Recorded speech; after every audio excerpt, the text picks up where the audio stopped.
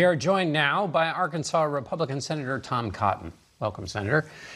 After watching the hearings, you're a supporter of Brett Kavanaugh's. How did you process the new information that came out in the hearings?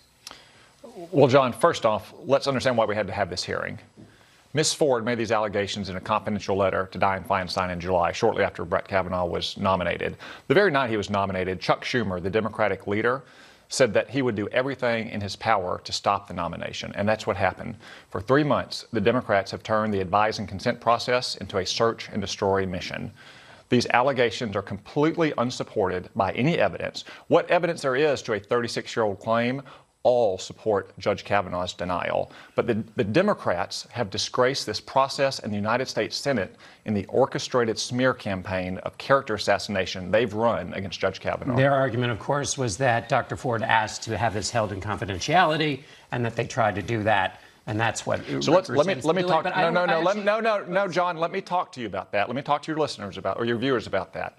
There is a well-established process of confidentiality on the committee.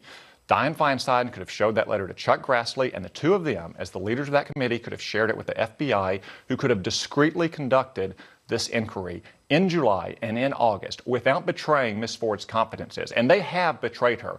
They pointed her to lawyers who lied to her and did not tell her that the committee staff was willing to go to California to interview her.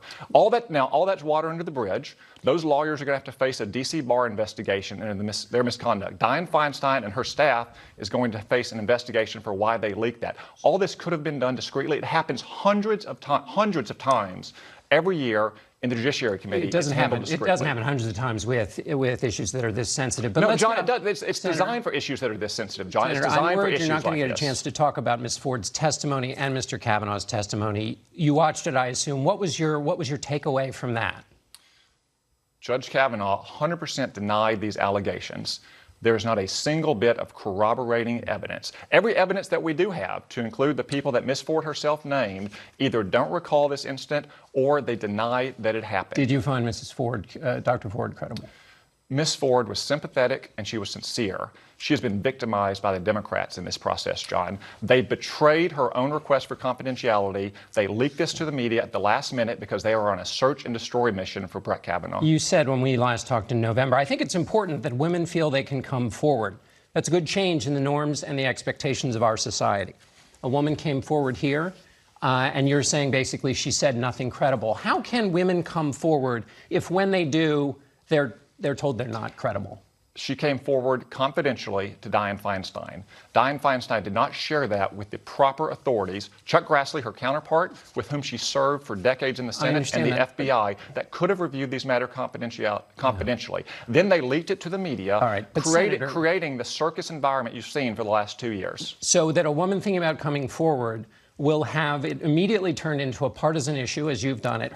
Her issues are not being discussed by you. You haven't discussed them since you've been here. Why would a person want to come forward if immediately the response is to get ground up in this partisan thing? You're blaming it on the Democrats, fine, but she's still a human being who has come forward. How should she be? John, how do you process what she said? John, any impact that this entire episode has had on women's willingness to come forward and report sexual assault, which I encourage them all to do immediately after it happens, it's caused by the Democrats. It's caused by Dianne Feinstein and Chuck Schumer not respecting her request for confidentiality. Now, when you come forward with an accusation as serious as this, it has to be tested against the evidence and against proof. And we would have known that confidentially inside the Judiciary Committee in August. Is the FBI wasting its time? I don't know what the FBI is going to find that the committee has not already found. The committee staff has already interviewed all the witnesses that Ms. Ford cited. They interviewed Ms. Ford and Judge Kavanaugh for 6 hours. Well, they haven't interviewed Thursday. Mr. Judge. He sent them a letter. That wasn't an interview. So you're not right about that. So they've either interviewed them or they've received letters under penalty of perjury. Well, that's different. Now these are actual interviews. So I'd be surprised if any of these people under penalty of perjury change their statements that they've already given to the Judiciary Committee. Well, surprised, but that's why we have investigations. Wrestle stuff to the ground, have a neutral fact pattern. Clearly, the members of the committee on the Republican side want Kavanaugh to be confirmed. So why should people who want him to be confirmed be in charge of an investigation? Why not have neutral observers wrestle the facts to the ground, which is what's happening now? So it's not a waste of time. John, we already know what everyone who's alleged to be at the party has said. They've submitted statements or been interviewed under penalty of perjury. I would be shocked if any of them changed their statement under penalty of perjury to the FBI. But if this makes a few senators more comfortable about going forward and voting on Judge Kavanaugh's very highly qualified nomination in the face of an orchestrated Democratic smear campaign, then that may end up as a good thing. Was Judge Kavanaugh truthful in everything he said in his testimony? I found him to be truthful throughout his testimony. I found him to be. What if it turns out he wasn't?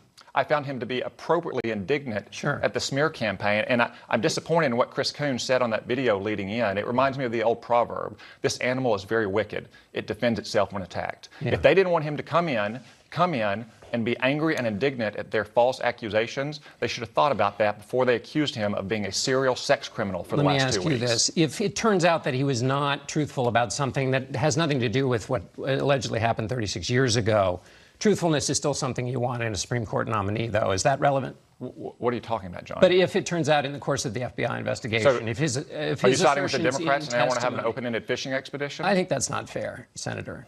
What are you talking about? I'm asking you if in the investigation it turns out that something outside of that is, if his testimony turns out to not be. Well, look, as John Kennedy and Lindsey Graham said, if there's some shocking new bit of, not accusation, but evidence and proof, then of course I'm open to evaluating that evidence. But I strongly suspect that every statement that was made to the Judiciary Committee under penalty of perjury is the exact same statement that's going to be made to the FBI. And we'll know in a week. Thank you, Senator Cotton. We want to get some perspective.